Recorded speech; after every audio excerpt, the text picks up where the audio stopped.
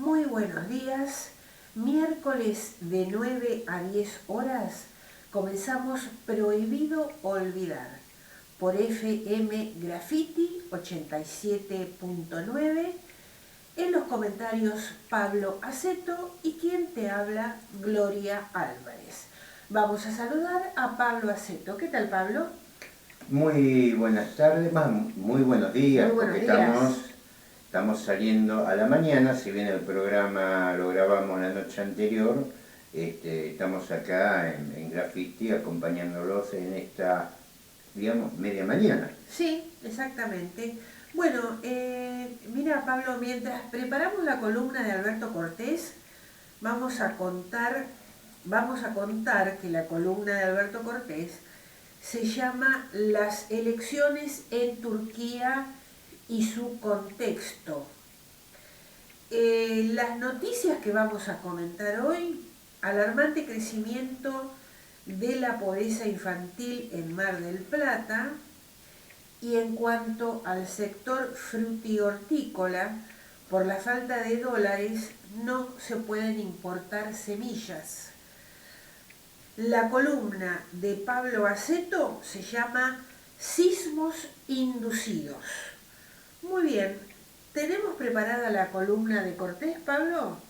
Bien, país que hasta hace un año se llamaba en español Turquía, fue el pasado domingo 14 a unas elecciones susceptibles de un impacto geopolítico significativo. El Imperio Otomano, en 1453, conquistó la ciudad cristiana de Constantinopla, antigua capital del Imperio Romano de Oriente y llamada hoy Estambul, un hecho tan importante que se suele marcar como paso de la Edad Media a la moderna. Fue, entre varios imperios islámicos, el que persistió hasta una época más cercana, el fin de la Primera Guerra Mundial. En la misma, dicho imperio, aliado principalmente a Alemania y Austria-Hungría, fue derrotado y sufrió su desmembramiento. Los británicos, a través de agentes como el célebre coronel Lawrence, que inspiró la película Lawrence de Arabia, prometieron a los árabes que se levantaron contra el Imperio Otomano y contribuyeron a su derrota, la formación de estados independientes, pero al mismo tiempo negociaban en secreto el acuerdo Sykes-Picot, luego hecho público por el gobierno revolucionario soviético, por el cual traicionaban esa promesa y se repartían con Francia esos territorios como colonias o protectorados ingleses y franceses. Recién al final de la Segunda Guerra Mundial, esos países alcanzarían la independencia, con fronteras distorsionadas por la herencia colonial, generándose así múltiples confrontaciones interétnicas, tal como ocurre en África por similares causas. El pueblo armenio, parte del Imperio Otomano, pero cristiano y acusado de complicidad con el Imperio Ruso, enemigo de los otomanos en esa guerra, sufrió un genocidio cuya negación rotunda ha sido y es una constante de todos los gobiernos turcos desde entonces y hasta la fecha. Mustafa Kemal, luego llamado Atatürk, se puso al frente del nacionalismo turco, expulsó a las tropas extranjeras, impidió el desgajamiento de las partes del Imperio Otomano que consideraban estrictamente turcas, incluyendo a parte de los kurdos, lo que genera conflictos hasta hoy. Derrocó al sultán que claudicaba y fundó en 1923 la República Turca. Conformó también el Partido Republicano del Pueblo, CHP, que fue partido único hasta 1945. Llevó adelante una política modernizadora y fundó un Estado laico, diferenciándose de los sultanes de mayor impronta islámica. Atatürk tenía cierta simpatía por la Unión Soviética, en especial por su antiimperialismo, aunque no era comunista. Sin embargo, tras la Segunda Guerra Mundial, Turquía se alineó fuertemente con la OTAN, de la que forma parte hasta hoy. En su territorio se instalaron los misiles nucleares que apuntaban más de cerca a la URSS hasta 1963, cuando tras un pacto secreto Kennedy-Khrushchev, después de la crisis de los misiles en Cuba, fueron retirados discretamente como contrapartida del retiro de los soviéticos de Cuba y el compromiso de no volver a intentar invadir la isla. Desde el principio de este milenio creció la figura del exalcalde de Estambul, Recep Erdogan, que se convirtió en primer ministro y luego en presidente. En 2016 sufrió un intento de golpe de Estado que atribuyó a opositores opositores respaldados veladamente por Washington. Desató una feroz represión con decenas de miles de presos y una enorme purga al interior de todo el Estado. Realizó plebiscitos constitucionales, reforzando los poderes presidenciales y alejándose en buena medida del concepto de república parlamentaria dejado por Atatürk. En especial, tras el intento golpista de 2016, Erdogan ha jugado un rol más distante de los Estados Unidos, comprando, por ejemplo, misiles rusos, para el gran disgusto de Washington, y posicionándose como un jugador independiente que no participa de las ilegales sanciones que Washington y su proyecto faldero, la Unión Europea, aplican a más de una treintena de países. Eso le ha posibilitado jugar como mediador entre Rusia y Ucrania para permitir acuerdos de salida por el Mar Negro de embarques cerealeros de esos países, importantes para limitar la escalada de precios de los alimentos en varias regiones. Erdogan, en quienes algunos ven un cierto resabio otomanista, en el sentido de pretender restaurar, si no el Imperio Otomano, al menos una mayor influencia turca en el área, ha intervenido, como muchos otros países, en la guerra civil en Libia, tras el desastre generado por las potencias occidentales, que redujeron al país de mayor desarrollo humano de África a un caos inimaginable, que alentó a su vez, entre otras catástrofes, la migración descontrolada y táctica hacia Europa por el Mediterráneo. Bajo Erdogan, Turquía se ha convertido claramente en una de las varias potencias del mundo multipolar en pleno renacimiento, que a paso firme va desplazando al mundo multipolar conducido por los Estados Unidos.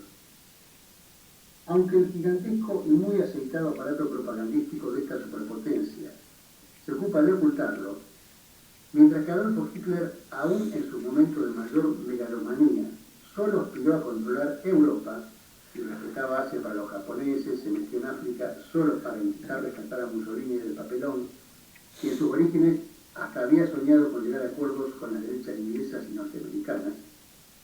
Tras la disolución de la Unión Soviética en 1991, Estados Unidos, en cambio, solo el 5% de la población del planeta, llegó a dominar la gran mayoría del escenario mundial como única superpotencia. Esto duró 2 décadas y empezó a cambiar desde la crisis capitalista de 2008, con el reempoderamiento de Rusia bajo Putin, los niveles de desarrollo económico y tecnológico, el incipiente límite militar de China, y el desarrollo de otras potencias regionales como la India, Irán y Turquía. Aunque el partido fundado por Erdogan en 2001 ganó las 14 elecciones a las que se presentó desde entonces, en la elección del mismo 14 obtuvo el 49,4% de los votos contra el 45% de Kemal Kılıçdaroğlu, candidato del partido fundado por Atatürk. Esto obliga a una segunda vuelta, donde la lógica electoral indicaría que se impondrá Erdogan, pero en política todas las sorpresas son factibles. En general, hay una evaluación de que esta vez el triunfo electoral no le resultó a Erdogan tan simple como las veces anteriores. Kılıçdaroğlu critica a Erdogan su apartamiento del laicismo original de la República Turca hacia posiciones más islamistas y conservadoras, así como el cariz crecientemente represivo de su gobierno y la concentración presidencial del poder. Parecería así que desde el punto de vista de la política interna, el opositor exhibe posiciones más progresistas. Sin embargo, en política internacional, este ha propuesto un mayor acercamiento hacia las posiciones occidentales. Mientras tanto, y también en Asia Occidental, se producen acercamientos y acuerdos entre Pakistán y Afganistán con la intervención de China, se dan avances de desescalada en la guerra de Yemen, una de las peores catástrofes humanitarias del planeta, claramente resultados de los sorprendentes acuerdos Irán-Arabia Saudita con mediación china. Al mismo tiempo, la Liga Árabe, un ente dominado por gobiernos árabes conservadores, admitió nuevamente en su seno al gobierno sirio, suspendido desde hacía 12 años como parte de la ofensiva de los Estados Unidos y sus aliados en la región para derrocar a ese gobierno, objetivo claramente fracasado. Es decir, Estados Unidos y sus aliados más cercanos van perdiendo protagonismo en esta parte del globo, al mismo tiempo que lo ganan otros sectores. En África, Macron recogió recientemente el hartazgo de sus pueblos y gobiernos del colonialismo y neocolonialismo europeo, mientras China y Rusia mejoran sus relaciones e inversiones en la zona. En América Latina, una nueva ola de progresismo, si bien más tibia que la anterior, debilita la hegemonía norteamericana. Uno de los peones de este poder, Guillermo Lasso en Ecuador, acaba de recurrir a la disolución del Parlamento, justo antes de que éste lo destituyera en juicio político y convocara nuevas elecciones generales, que es difícil poder ganar, mientras gobierna 6 meses por decreto. Solo Europa se ha acercado, o más bien subordinado aún más en el último año, a la política norteamericana, con importantes costos para sus pueblos que han comenzado a dar muestras de descontento. En cada punto de la geografía mundial, jugadas locales, con actores e intereses locales, participan de esta gran partida de ajedrez mundial entre la hegemonía declinante de la superpotencia única y el mundo multipolar que nace. Muy bien. Alarmante crecimiento de la pobreza infantil en Mar del Plata. En 5 años aumentó 10,31%. En los últimos 5 años se deterioraron las condiciones de vida básica de los menores. Según el ranking realizado por el INDEC, Mar del Plata tiene un 41,7% de niños bajo la línea de pobreza y un 12,6% de indigentes. Números, porcentajes bastante importantes. La crisis que transita el país se refleja en números que golpean a los sectores más bajos de la sociedad. En este caso, son alarmantes las estadísticas de pobreza e indigencia infantil. Según la base de datos de la encuesta permanente de hogares del INDEC, la pobreza en menores creció en Mar del Plata un 10,31% en 5 años si se analiza el último periodo 2017-2022. Hay que destacar que la mayor tasa de pobreza infantil es Concordia, que en el segundo semestre del 2022 registró un índice del 69,2%. Algo más abajo está Gran Resistencia, en el Chaco, con el 64,3%, y Santiago del Estero, La Banda, con 64%. Completan los primeros 5 lugares el Gran San Luis, 61,9%, y Gran Tucumán, 60,2% de esta población que estamos hablando, de los niños. Con porcentajes que realmente asombran, ¿no es cierto? Mirá, a mí me llama la atención de esa estadística, Sí. porque siempre uno tuvo la idea, bueno, lo de Mar del Plata lo estamos viendo todos los días, ¿no? Sí. Pero siempre tuvimos la idea de que la administración en San Luis, si bien está dentro de la Argentina y le pega todas las variables, Sí. había otro tipo de administración. Realmente esto preocupa porque uno pensaba que San Luis, que de las provincias es la que mejor está administrada, pero uno se encuentra con estos porcentajes. ¿Cuál es la gravedad de estos porcentajes? Primero, todavía estamos esperando los datos del censo, ¿no? Pero Sí, es verdad. la Argentina demográficamente creció poco, mucho menos de lo que se esperaba. ¿Esto qué es lo que hacen? Fácil, dentro de 20 años vamos a ser todos, por lo menos un gran porcentaje de la población vamos a ser mayores de 65 años. Sí. Se va achicando lo que son los jóvenes, que son los que en definitiva manejan el país. La producción, la empresa, todo lo manejan los jóvenes. Si bien siempre hubo pobreza infantil, pero antes funcionaba el sistema de educación pública, Y bueno, los resultados está que muchos de profesionales, técnicos, eran de clase humilde. La característica que estamos viendo ahora, y la estamos viendo con gente de 30, 30 y pico de años, que son analfabetos funcionales, vamos a decirlo, ¿viste? Ven y me dicen, no, tenemos un premio Nobel de Matemáticas, tenemos un premio Nobel de Matemáticas. Va a tener que laburar mucho, porque lo demás tienen problemas, entre otras cosas, con las matemáticas. Preocupa lo que va a ser la Argentina de acá a 15, 20 años. Claro, porque estamos hablando, Pablo, de la gente que serían los dirigentes del futuro. Y sí, lo que van a manejar todo.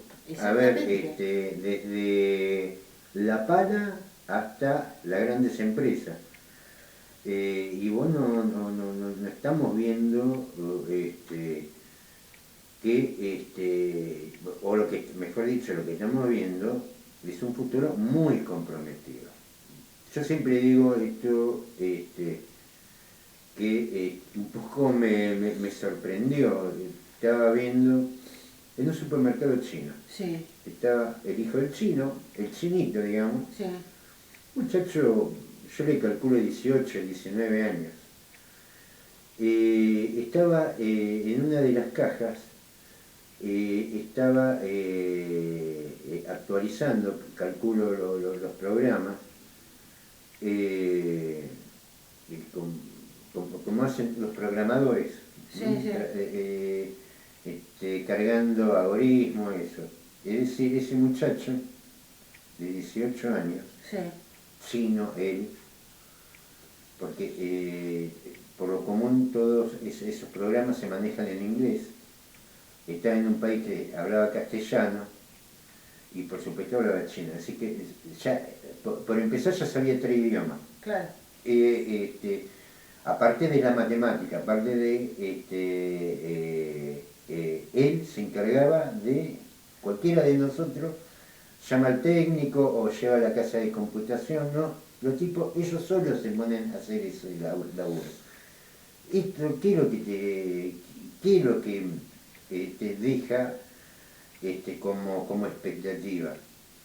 Que cualquier migración fuerte, por ejemplo, una migración china, Sí. que de hecho están viniendo, los tipos, porque aparte cuando, y esto lo vemos en todos lados, cuando llega la época de clases, desaparecen todos los chinos jóvenes, no sé si se dieron cuenta de eso.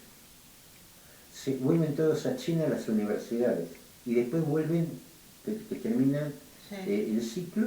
O sea que podría ser, Pablo, que los dirigentes del mañana, en lugar de ser argentinos, pueden ser chinos o de otra nacionalidad. Corremos ese grave riesgo. No, aparte, pocos y incapaces de llevar un país para adelante. Digo, vamos a poner el nombre de las cosas que corresponden, porque si no, no vamos a entender. A ver, de la misma forma que vinieron la camada de Gallego, Tano, claro, que aportaron su laburo, sí. Y fíjense cómo desplazaron a todo lo demás. Tipos que sabían oficios, básicamente. Pero el caso de Mar del Plata con el tema de la pesca. A ver, no quedó ningún pueblo nativo acá. Vinieron los gringos, se dedicaron a pescar y resulta que terminaron ellos siendo lo de ellos. Hicieron el país. No es un reproche esto por los extranjeros que vienen a trabajar en el país, porque nosotros descendemos mucho de ellos. Claro. Descendemos también de otros. Yo diría que es un reproche a la dirigencia nuestra. Es un problema que tenemos, que en la planificación van a venir otras camadas de extranjeros. El tema son los que quedan afuera, que son difíciles de poder recuperar. Porque ¿cómo pegás ese salto? Yo siempre le hago Cuando se habla, por ejemplo, del tema judío, yo les pregunto a todos, los judíos son minoría en todos lados. Ahora, le pregunto a cualquiera, si quieren pueden dejarlo en un comentario en nuestra página de YouTube, a ver si conocen algún judío, que son minoría, que no sepa leer y escribir. Es más, voy a redoblar la apuesta. Si conocen algún judío que sea inculto, Ajá. no lo van a encontrar. Entonces, ¿qué es lo que vos tenés? ¿Por qué te llama la atención que los judíos están en todas partes? Están en todas partes porque sus familias se preocuparon porque fueran educados. Entonces, por más que sean pocos, el rendimiento es del 100% porque están todos preparados para cualquier oportunidad. Y esto es algo que no, viste que siempre se habla de la masonería, no es masonería, es la unidad familiar preocupada porque sus hijos estén educados, sean varones o mujeres, y de distintas etnias. No vas a encontrar ningún judío, no que no sepa leer y escribir, que sea inculto, como mínimo. Entonces vos te encontrás que en cualquier lado del mundo vas a encontrar judíos. Y sí, porque el 100% está preparado. ¿Qué es lo que nos falta a nosotros? Y esto es lo que preocupa para de acá a 15 años los argentinos. Para el futuro. Van a venir ¿Sí?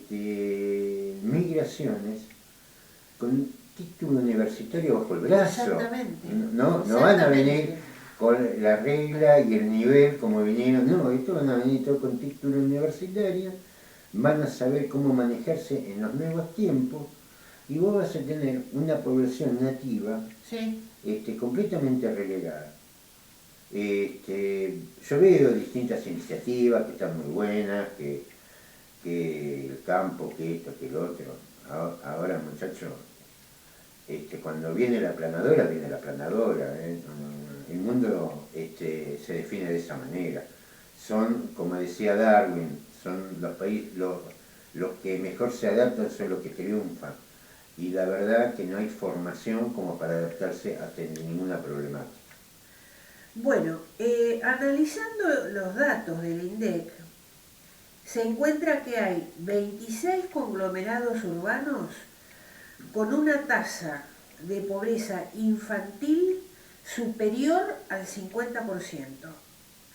Según las estadísticas oficiales, la ciudad en la que más aumentó la pobreza infantil entre el segundo semestre del 2017 e igual mes de este año es Tucumán, donde el índice se incrementó 29,78 puntos, pasando del 30,5% al 60,2%.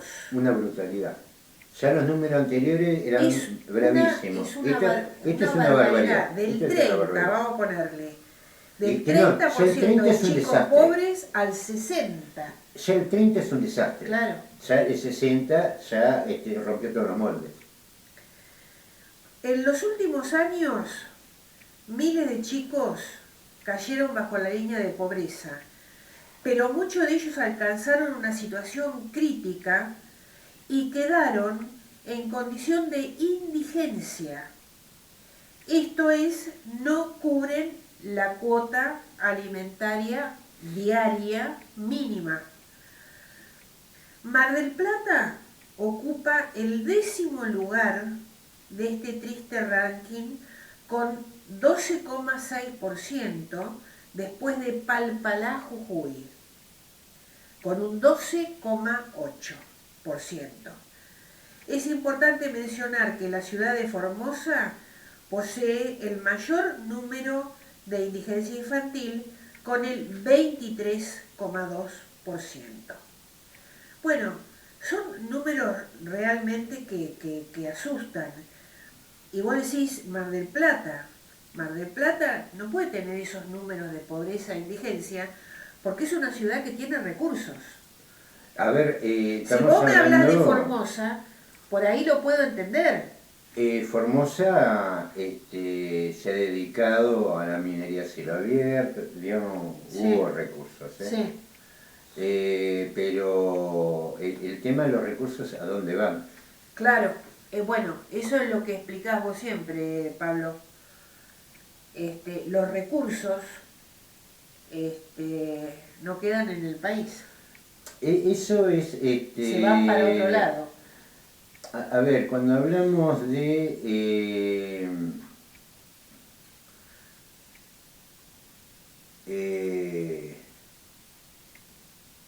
de pobreza y de juventud, yo siempre tengo dos enormes ejemplos. Uno es el de Gagarin, y estamos hablando de la Rusia después de la Segunda Guerra Mundial, que lo único que abundaba eran huérfanos y pobreza, porque fue el país que más muertos tuvo durante la Segunda Guerra Mundial. Gagarin, a ver, que era de origen humilde, hijo de un carpintero, fue el primer hombre que fue al espacio, era piloto. Sí. La primera mujer que fue al espacio, Valentina, bueno, no me acuerdo, Valentina Selkova, algo así era huérfana, el padre había muerto en la Segunda Guerra Mundial, la madre era costurera y lógicamente vivía en la estepa y estudiaba por correo, fue la primera mujer que fue al espacio. Sí. Es decir,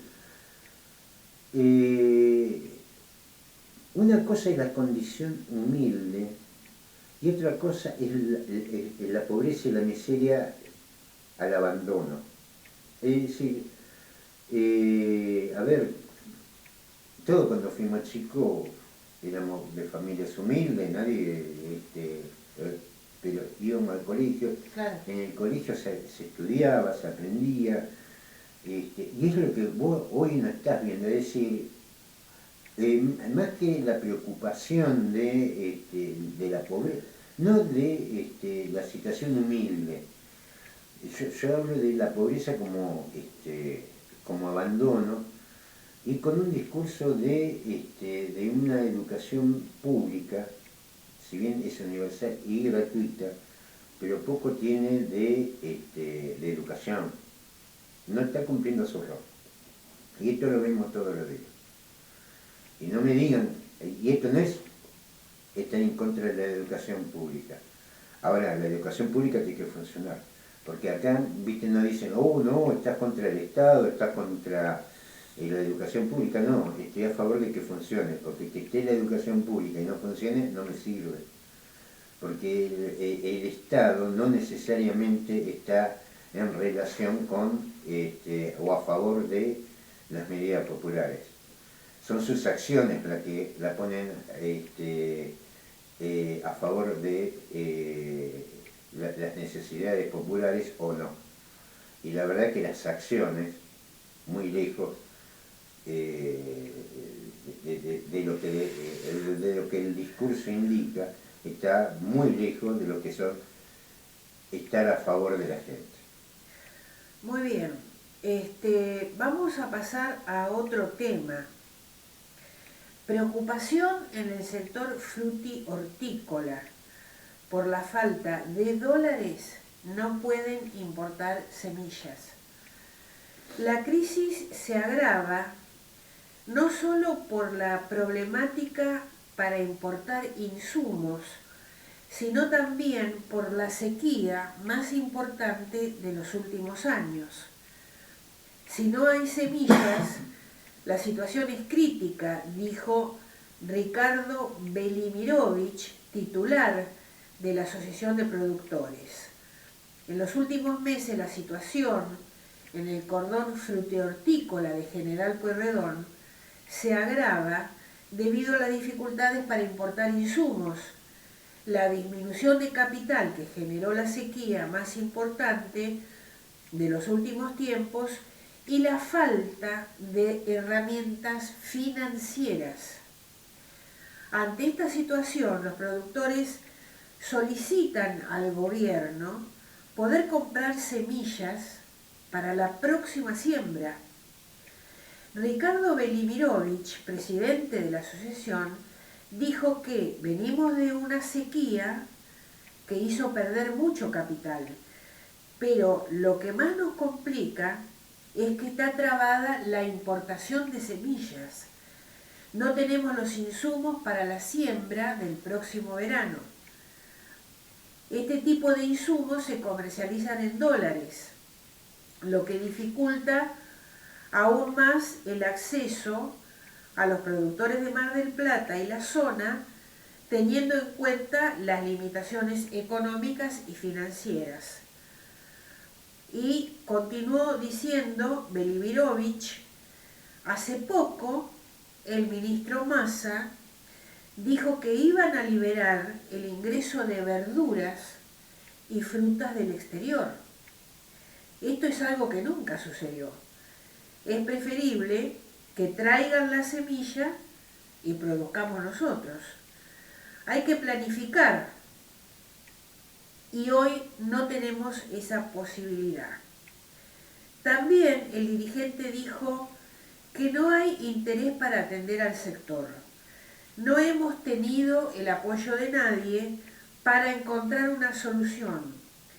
Pedimos línea de crédito a bajo interés para poder capitalizarnos y comprar en pesos y no endeudarnos en dólares, pero sin embargo no hay respuesta. Bueno, vamos a decir dos cosas. Massa viene amenazando con liberar importaciones a todos. La industria del vestido, la alimenticia. Sí, pero eso no está pasando. Muy por A el ver, contrario, ¿no? A ver, ¿qué es lo que...? No hay dólares. ¿Con qué vas a hacer? Claro. ¿Vas a liberar? ¿Quién va? No hay dólares. No hay dólares para semillas, no hay dólares para importar, no hay dólares. Bueno, los otros días, Pablo, Entonces, estábamos leyendo, ¿cómo vas a abrir la economía sin dólares? estábamos comentando una noticia del tema de los ascensores también. Que No hay fierro para los ascensores. Claro. A ver, no hay dólares, entonces no va a abrir ninguna importación. ¿Con qué la va a abrir? ¿Con qué le va a pagar a la gente si no tiene dólares? Eso por un lado. Por otro lado, vamos a decir, hubo una gran sequía en el país. Sí. Hay una gran sequía en el país, sí. Incluso también afecta a Uruguay. No en Mar del Plata. En Mar del Plata no hubo sequía. A ver, podrán decir el régimen de lluvia es menor, sí, bueno, pero tenés el agua del subsuelo, todo tiene molino, digo, eso por un lado. Lo de la sequía, viste, paremos de llorar por cosas que no son. Y por otro lado, ¿para qué está linda? ¿Cómo que no hay semilla? A ver, ¿qué pasó acá? Quedamos todos como los hindúes, pegados a la semilla de Monsanto. ¿Cómo que no hay producción de semilla nacional? Bueno, lo que están diciendo los productores es debido a la sequía, que vos decís que acá en Mar del Plata no hubo sequía. Acá en Mar del Plata no hubo sequía, si estamos acá, está lloviendo semana por medio. Que hay sequía en el país, estamos de acuerdo, pero no en nuestra zona. Ahora, ¿por qué no hay semilla? Eso es lo que hay que preguntarse, ¿por qué no hay semilla? Somos un país agrícola ganadero, ¿no hay semilla? O nos quedamos todos enganchados como un salto, porque eso también pasa en la India, con lo que es el cultivo de algodón. Le vendieron, Monsanto justamente, le vendieron una semilla que produce el triple de algodón que la semilla común. Sí. El tema es que también consume el triple de agua y agua no tienen, por lo que terminan todos endeudados y en quebranto. La tasa de suicidio de campesinos en la India es enorme, producto del endeudamiento. Sí. No, a ver, hemos tenido acá incluso dirigentes políticos que han terminado siendo embajadores. ¿Cómo que la Argentina no tiene semilla? Tiene que importar semilla. A ver, Bueno. ¿para qué está límite? ¿Cómo nadie previó esto? Hasta semillas tenemos que comprar. Vos estás diciendo que la gente del sector frutícola está faltando a la verdad, que no está... No, con el tema, llorar todo. No, lo de las semillas yo lo creo. Sí, Lo que, que no tienen yo, pis, están diciendo que no yo, tienen lo que semilla. yo lo que pregunto es ¿por qué la Argentina no produce semilla?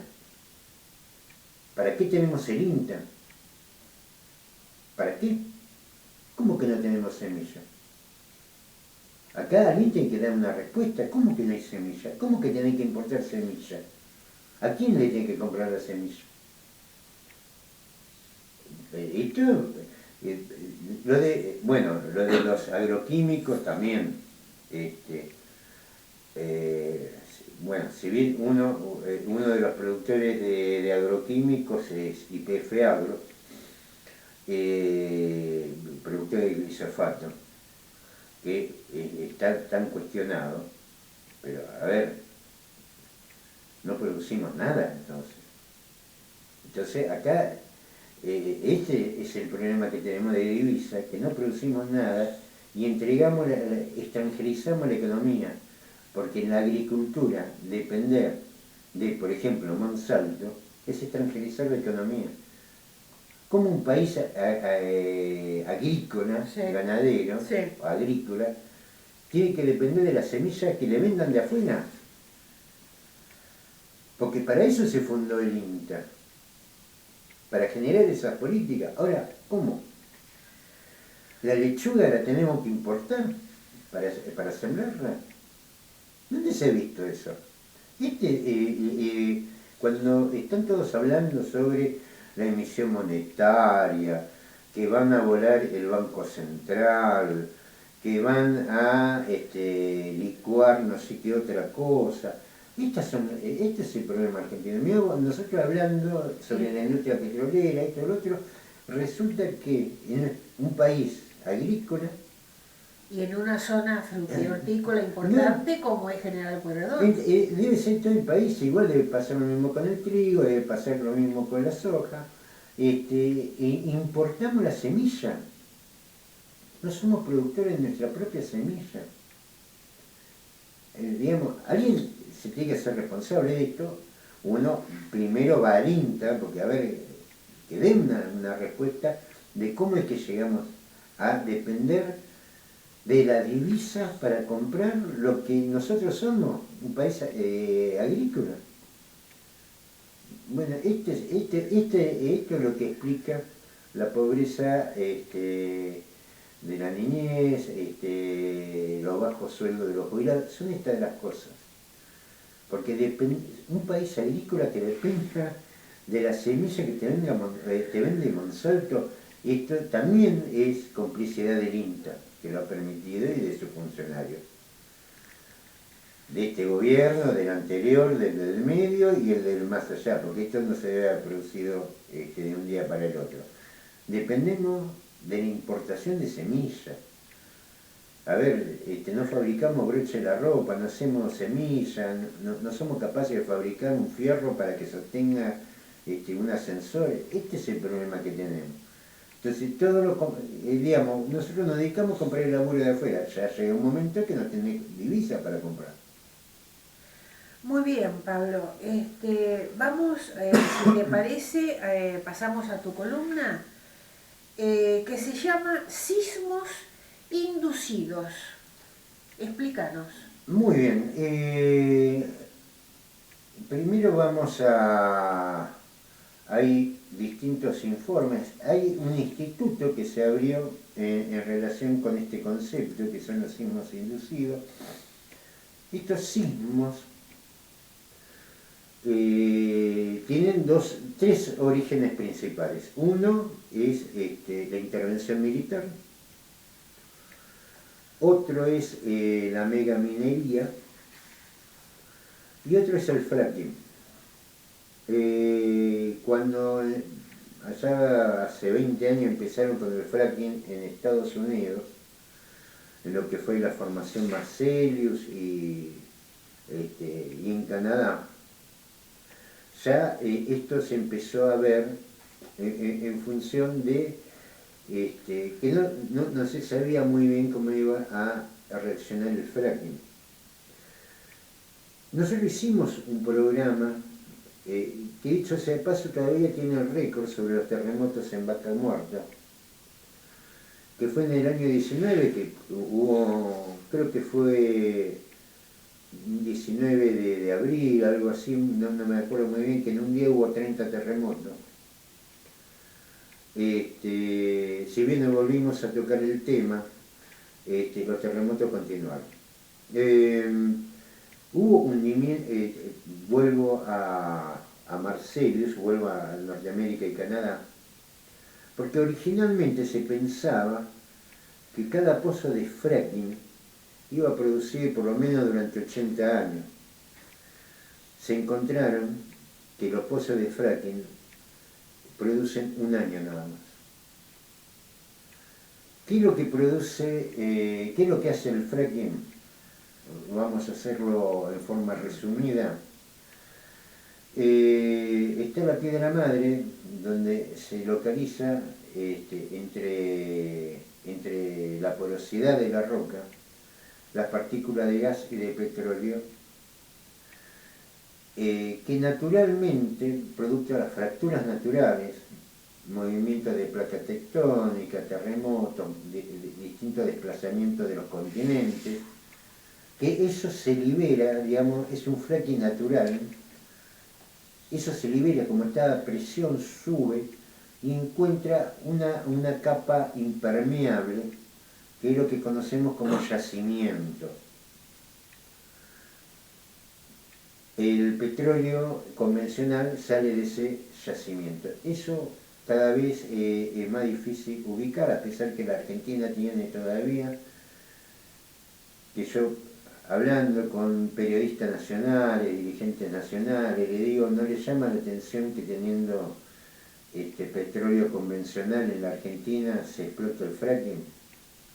El convencional es más barato porque está en el yacimiento, no hay que ir 6.000 metros bajo tierra a buscar el petróleo, contaminando más, generando más gastos. Me miran como... ¿Y qué te contestan? No, abren los ojos, me miran como, ¿viste las vacas que ven pasar el tren? Sí. No, digo, a nadie le llama la atención eso, no. Pero esa es otra discusión. El tema, que al durar tan poco la producción del pozo, un año, en 3 años ya dio el 99%, ya ni siquiera en producción secundaria o terciaria ya es productivo, y vos hacés los primeros pozos en los lugares óptimos. Después, para mantener la producción, porque vos hiciste una inversión, empezás a hacer pozos. Llegaron a récord de más de 15 por día, por ejemplo en Argentina. Entonces empezás a hacer pozos. Ya los primeros lugares donde hacés los pozos son los lugares más óptimos. Después ya empezás a hacer pozos en cualquier lado, porque vos tenés que sostener una producción. Esto, el agua, calcúlele que más o menos está consumiendo millones de litros de agua por día. Se calcula que el consumo de agua promedio es de 2 litros por cada litro de petróleo. Estamos hablando de agua potable. Pero bueno, lo que empezó en Marcellus fueron los terremotos. En lugares donde no había terremotos. Hundimiento de formación del suelo.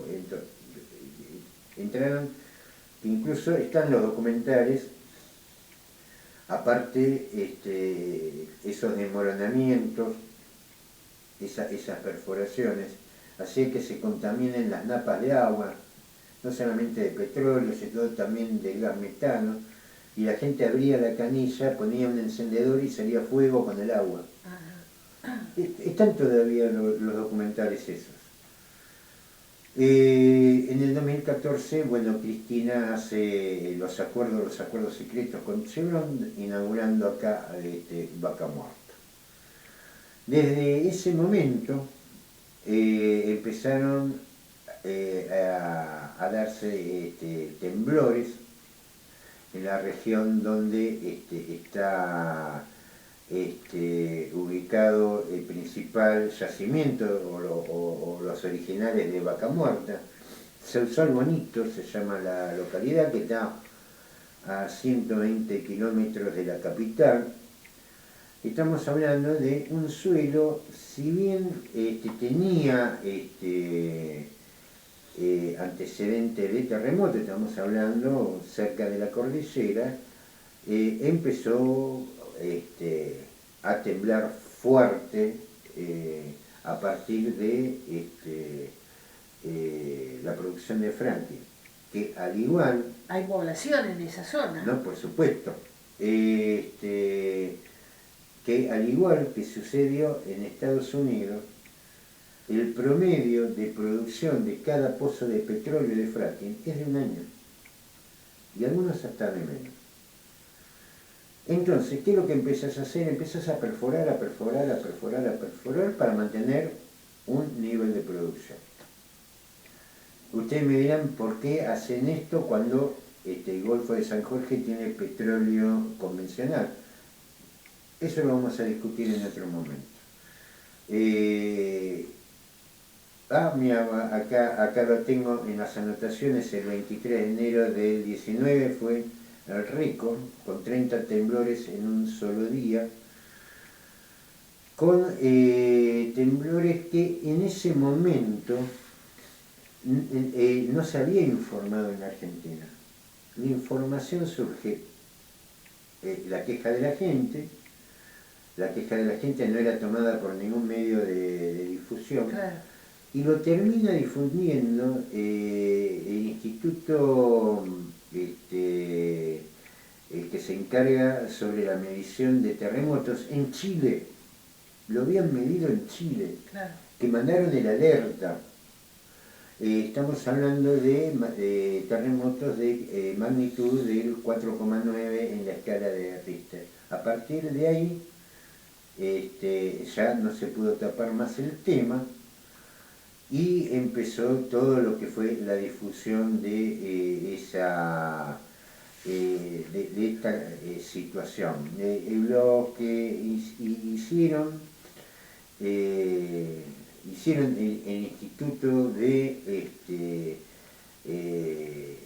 sismos inducidos, es el argentino Javier Grosso, y un español llamado Guillermo Tamburini, que empezaron a hacer las mediciones, donde hasta enero del 2023 habían registrado 400 sismos inducidos por el fracking. 294 de ellos pudieron ser georreferenciados con localización precisa, el resto únicamente por su magnitud se los registró por las ondas expansivas. Lo notable de esto, que cuando se dio el tema de la pandemia, y que se paró la producción, se pararon los sismos. Claro. Volvieron después, Claro. cuando se fue la pandemia. ¿A qué voy con esto? Porque ya enseguida van a decir, acá viene el cancelador, esto. No tiene que se haga nada. Miren, hagamos si quieren, pero esto al país, ¿qué le queda? Porque recordemos que todas estas empresas, y estoy hablando, escuchen el nombre, bueno, el registro del 4,9 en el 2019, fueron en Los Pozos, fue el epicentro de Tecpetrol, del grupo Techint. YPF, que tiene el 49% de inversión extranjera. Sí. Chevron, Total, Vista, Shell, Sinopec, ExxonMobil, Pan American Energy, que se la dan de nacionales, pero en realidad es el Abrishing Petroleum, Petronas, Plus Petrol, Western, Pan American, Pampa Energy. Bueno, esa es, de capitales nacionales, según parece. Pero son casi todas empresas Son extranjeras. todas empresas extranjeras. Claro, claro. Entonces, de la misma forma que lo que decimos sobre el tema de la semilla, ¿cómo puede ser que un país agrícola que se dedica a la producción primaria no produzca su propia semilla? ¿Cómo puede ser que la Argentina, que no es un país petrolero y no lo va a ser nunca, su poca producción, que podría servir para en algún punto comercializar, pero básicamente para desarrollar, dar energía abundante y barata a la producción nacional, porque en definitiva lo que estamos vendiendo es un commodity que hoy está devaluado. Les digo, porque la Argentina desde el 2014 cotiza con la variedad Brent 77,32, no llega a los $80 el barril. A esto sumémosle que lo vendemos a $10 menos, porque nuestra inmensa generosidad subsidiamos a los compradores para cubrir los costos de flete. Entonces, ¿qué sentido tiene? Primero, la generación de pasivos ambientales. Porque lo que pasa con los terremotos es que todo lo que se mueve por abajo, sin hablar de las casas que se destruyeron, de un medio ambiente que también eso termina generando grietas y contaminando todas las napas interiores. Claro, el agua, que es lo más preciado, o uno de los elementos más preciados. En zonas donde el agua es escasa encima. Claro. Pasa lo mismo que con la megaminería. Ahora, ¿cuál es el sentido de esto? ¿Dónde por lo menos se beneficia? Si vos decís, mira, hiciste pelota todo, pero el país se beneficia. No, el país no se beneficia. Porque encima nosotros estamos subsidiando a las petroleras, que lo único que saben pedir es el libre acceso al mercado de divisas para remitir las ganancias al extranjero. Entonces, ¿vienen acá a invertir o vienen por nuestros dólares? Nos dejan el pasivo ambiental en una actividad que es cara, que es compleja, que es altamente contaminante, cuando vos ya tenés hacia el Golfo de San Jorge, que está durmiendo, esperando a que se termine la joda de la libre disponibilidad de divisas para llevar al extranjero, que es hoy por hoy lo que ofrece Vaca Muerta. Todo lo que ofrece Vaca Muerta lo podemos sacar de otro lado. Lo que pasa que el negocio de las petroleras es y no importa el pasivo ambiental. No importa que el país no le quede ganancia y solamente le quede contaminación. Lo que importa es de esos grupos hacer el negocio. Y este es el problema que tiene el país. El mismo problema que tiene con la semilla, el mismo problema que tiene con su política energética.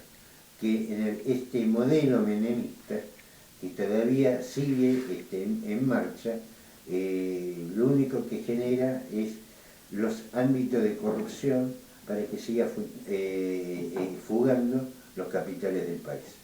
Muy bien, Pablo, nos estamos despidiendo, nos vamos con un tema musical Vamos a escuchar a Los Auténticos Decadentes y decimos hasta el miércoles que viene. Nos vemos.